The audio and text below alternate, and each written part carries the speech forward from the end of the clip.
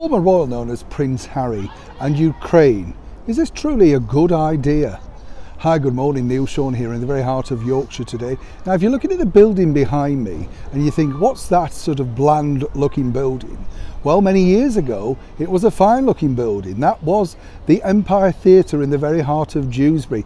Lots of big stars appeared there and sadly it was well pulled down in 1960, closed in 1955, but all the major stars of the day came there because they were on a circuit tour with places like Halifax, Bradford, Leeds and yes, Dewsbury, and including Laurel and Hardy. They came here too. Lots and lots of big stars. George Formby. Do you remember Alan Jones and the Donkey Serenade? He is of course the father of the super singing star Jack Jones. He stayed here as well for a week. Anthony Newley appeared here in Repertory Theatre. I was lucky enough to meet a former manager from Dewsbury who ran that theatre. Wonderful man. So many great stories, but of course this is what remains of it now. It's called Empire House in recognition of what the place used to be. What a sad thing that they pulled it down so many years ago though, don't you think?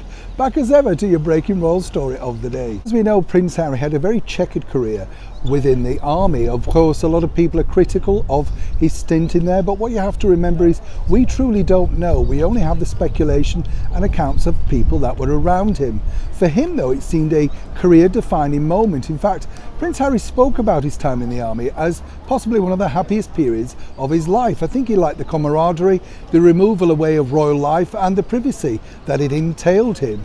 Obviously he did enjoy it because he was then to go on and help put together and enjoy the period of the Invictus Games, of which we can look forward to a documentary on Netflix later this year. But according to a very good source, Prince Harry is very keen to see as a private citizen if he could offer any assistance, whether to go and visit or simply just assist from afar with Ukraine. Now you can see this would be a very good idea from Prince Harry's point of view. And let's not forget, he's still reeling, of course, from the removal of everything to do with his former military and army career. It's really stung him, and obviously now with the likes of the Princess Royal, Her Royal Highness Princess Anne, taking on the bulk of his duties upon his recent visit, that possibly has hit home even harder. But let's not forget, if he was to make a private visit to President Zelensky, of course, who's a former actor and reality TV star himself, it would add a little bit of showbiz to the event. We do realise, of course, that he's not short of support in our very own Prime Minister, the Right Honourable Boris Johnson.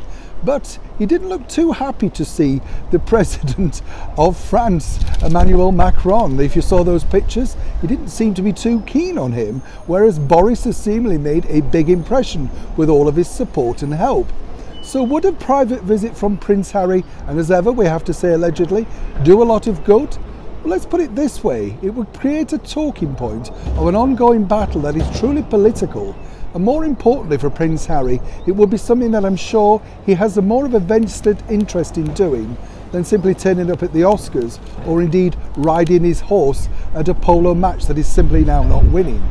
Either way, as you know, with Harry and Meghan and the critics, it's never going to be easy. But following the debacle recently of Meghan Markle's ill-informed visit to Texas, perhaps this particular visit could go with redeeming some terrible PR that engulfed them following that said visit. As ever, when I know more, you'll know more. Neil Sean in the very heart of Dewsbury, West Yorkshire.